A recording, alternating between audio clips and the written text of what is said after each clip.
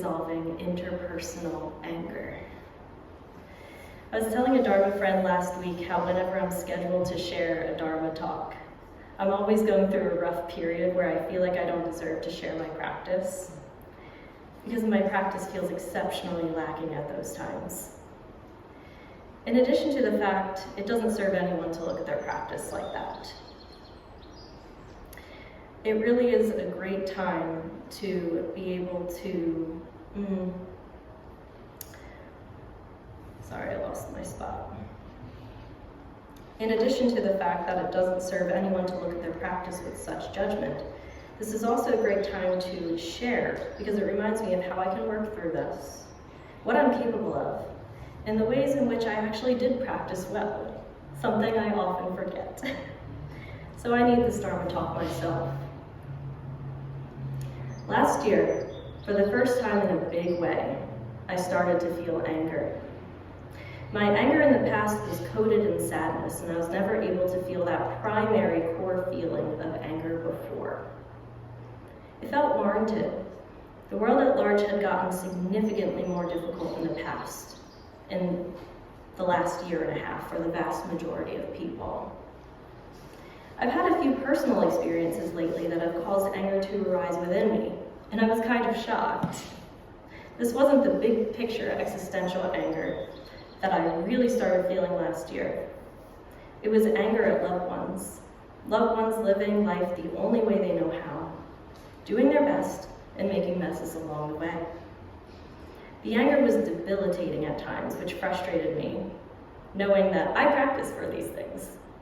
I feel like we all probably have that thought process sometimes of I should know better, I should do better, which is very harsh. We are humans after all. Even though these instances occurred once, like a single arrow, the anger continues to radiate outwards and inwards, striking me with second arrows when I'm least expecting it, striking loved ones when they least expect it. The initial outbreak of anger occurred thanks to things like my rent going up a significant amount, being frustrated with people in my life, and disagreements with loved ones. I always thought, I've handled worse. I can handle interpersonal disagreements when it comes to it. I have always avoided confrontation like the plague, so instances like this happened somewhat rarely in the past. But when in the thick of these situations and emotions in the more recent past, it was as if I had never practiced the Dharma at all before. That's not entirely 100% true. My practice habits have certainly permeated my existence in a way where they show up even when I'm not trying to, but I still have difficult propensities that show up. Shutting down, dissociating, and not having control over what I'm saying, which is what I like to call Jesus takes the wheel. Sometimes I do that when giving Dharma talks. Forgetting to share how I actually feel, stewing in silent anger, not seeing the situation for how it really is, and not thinking about the other person because I'm too stuck, feeling my own sense of injustice. Lately I've noticed I've been stewing in anger. I'll wake up and instantly glom onto angry thoughts like, this is unfair. I've never gotten what I really wanted. I always fall into this pattern and others benefit from it. I hate being a doormat. I've gone through so much already. Why does this have to happen? I put in my time. Things should be easier now. What if things don't get better? Everything should be how I want it to be. A somewhat new one has arisen. I'm working so darn hard on myself for my loved ones. Why can't they do the same? It's funny how the practice can make the ego arise in unexpected ways. Those can be the most dangerous if left unchecked. These thoughts are all valid and incredibly human. How do we work through them, especially when we do feel wronged by those in our life? When people feel anger, they're perceiving that an injustice has occurred. Anger often means we want personal justice. How do we work with such a strong feeling? These are some of the ways that I have been using to tame my anger and learn about myself and the emotion of anger. Truly, when I first felt true anger last year, it had an oddly addictive quality to it. I remember being angry for what felt like 2 days straight in February 2025. But as the popular quote says, holding on to anger for longer than necessary is like holding hot coals. It feels like you have some kind of moral edge over another, but you're just burning yourself repeatedly. When anger arises, it feels like burning in my throat and chest. When my fire energy arises, it really does feel like fire. It can set me into motion, which feels good, but most of the time I find myself just stewing, ruminating on a situation or life, and how it should be going a different way. It literally feels like when someone illustrates an angry character in a comic book and uses that frustrated, overhead scribble. That's how it feels to me, and that's how I feel like I look like. Once the chest and throat burning feeling has largely passed, I'm left with a fiery head, less intense, but perhaps more burdensome. For me, this is because that's when the unnecessary rumination really sets in. I'm doubting, complaining, bargaining, telling myself what I should do and how things should play out in my favor, whatever that might be. When watching my anger with some level of objectivity, I can see that I'm carrying the torch for much longer than necessary. In fact, that's what I've been trying to integrate into my practice more, simply watching. I'm someone who has always wanted to change, ever dissatisfied with my present self no matter what age, trying to constantly escape who I am, or who I think I am. The desire to evolve can be so strong that I want change right now. I'm desperate to be a better friend, a better sister, a better partner, a better person. And I feel like I can't live with anything less at times. A Dharma friend has shared how simply observing her thoughts and actions is foundational to her practice. Her sharing has inspired me to apply this in areas of my life where I feel stuck. These stuck areas are realms I so deeply wish to escape. So I try, I push, I tense, I insult myself. Why do I think that this will finally work someday when I've been using that method for 35 years with no results? Actually, with the same result every time, stuckness. Maybe it works for a day or a week, but telling myself I better do X or I'll be rejected or whatever awful outcome eventually doesn't work. Shaming yourself is insufficient fuel for achieving your goals. Sometimes I'll see thoughts arise like, oh no, anger, I should know better than this. What's wrong with me? Why can't I stop it? And then I've got a truly, truly foul-tasting shame sandwich on my hands, with anger at the situation as one piece of bread and anger at myself as the other. So I've been trying to remember to watch. I watch my physical and mental indicators of anger and how they transform. And when I do so with sincere practice, my temperament naturally calms. No fixing, no demanding of myself, simply watching, which takes the wind out of my sails. So the next time anger arises, it's just a little bit less edgy and a little bit easier to practice with. Sometimes I think maybe anger can change the situation. Maybe it could change the people I'm at odds with. And I feel like that's why sometimes we yell, because we think if we're just loud enough, maybe the person will know how hurt I am and they'll stop.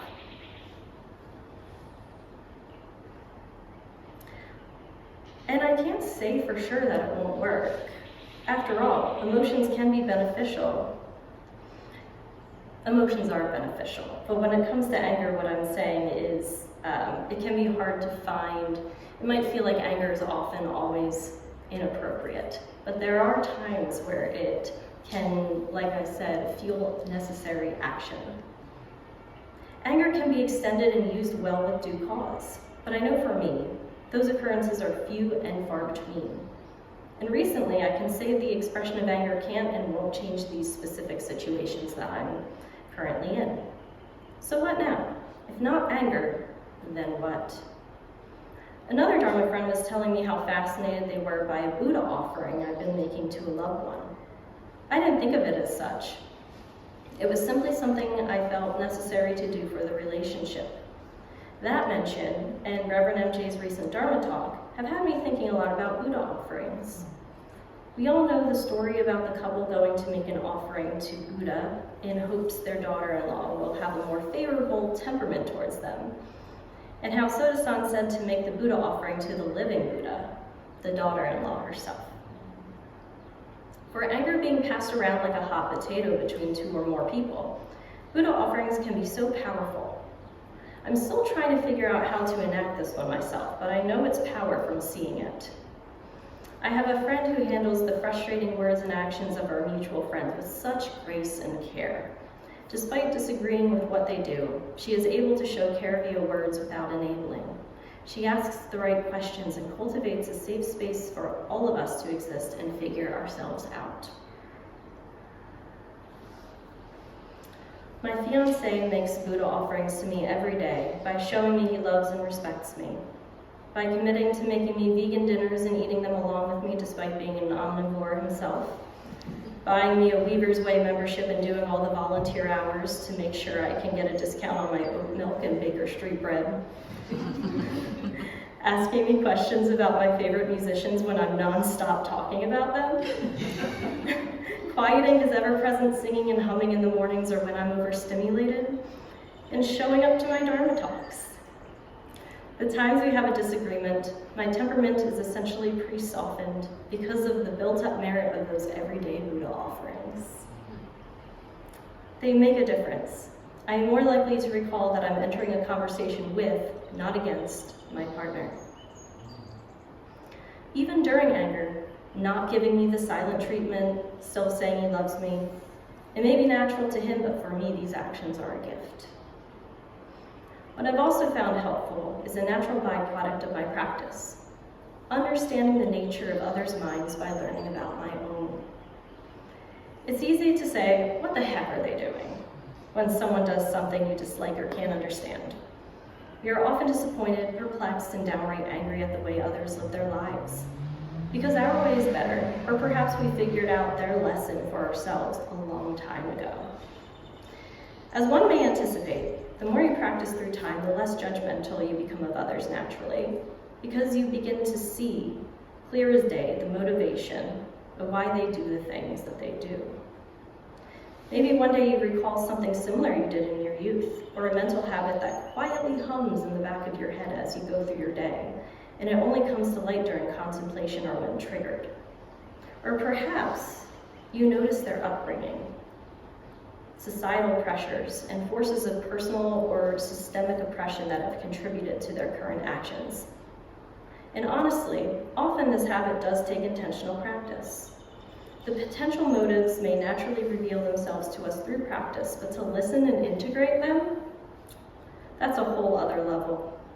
That's the practice, leaving obsolete yet deeply, deeply baked in satisfying habits for what benefits you and others in both the short and long term. By practicing with these smaller bouts of anger and frustration, we can warm up for any larger outbursts that may occur, and will occur. This mental place is where you may begin to see ideas for Buddha offerings. I have been speaking of dealings with personal anger, but no less, I often think about the poem Call Me By My True Names by Thich Nhat Hanh. He discusses Somalian pirates committing unspeakable acts and their innocent victim. Thich Nhat Hanh is both those pirates and their victim. He details that if he had been born and lived under their circumstances, he too likely would have turned out like those brutish and violent pirates too. He looked inwards and saw this truth. That's not to say we should condone behavior we don't agree with or put up with toxicity because we understand the mechanism behind it. But it does mean we can clear our minds with observation and inquiry into human nature in order to make way for meaningful action. Buddha offerings to loved ones we disagree with, cultivating inner peace and joy that radiates outwards to others, helping those in need, or using anger that may arise within us as a call to action in another way. Remember, anger and other feelings are not to be eradicated, but used to serve ourselves and others. Thank you.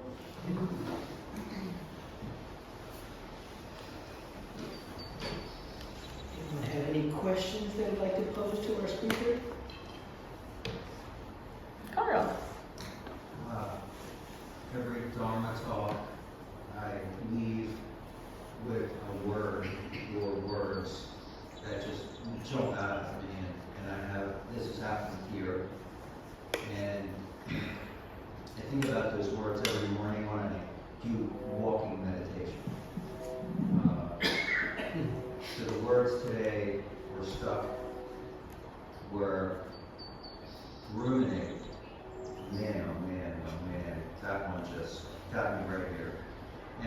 watch. So I'm thinking about when you talked about anger. Yes, I have been angry. I mean, not right now, in the past. But this is about your journey to find your true self. And this is what I talk about a lot in terms of myself being controlled by rites, rituals, customs, norms, because I let myself, or I've been conditioned, I feel, over all these years. So your story is about observing yourself. And the poem we talked about, not judging people, but understanding where they come from. So it's a whole new way of looking in the world. So I'm really thinking hard about that every morning to change and let the real me out. So anger or other emotions don't control me. I want to be awakened and find that middle way that you just talked about. So thank you for those new words. I'll be chanting to myself. Thank you. Thank you so much, Carl. I am also trying to find that way. It is really hard, but yeah, that whole idea of understanding other people through yourself. Wow. And of course it doesn't happen always when I want it to. I wish it happened more often, but it does with more practice. The more practice I do, the more it arises. But that really resonated with me.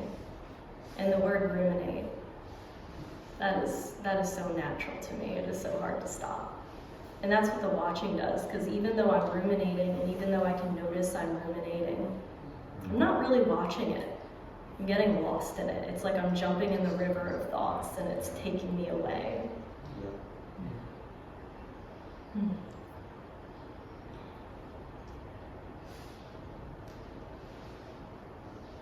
Maddie. Thank you so much, Carly. I loved your talk. It was so relevant to me. And I'm sure a lot of the rest of us. So thank you. Thank you, Maddie. Desi? Beautiful talk. Thank you so much. Just so right on time. I did have a question. So that process of just watching and not judging,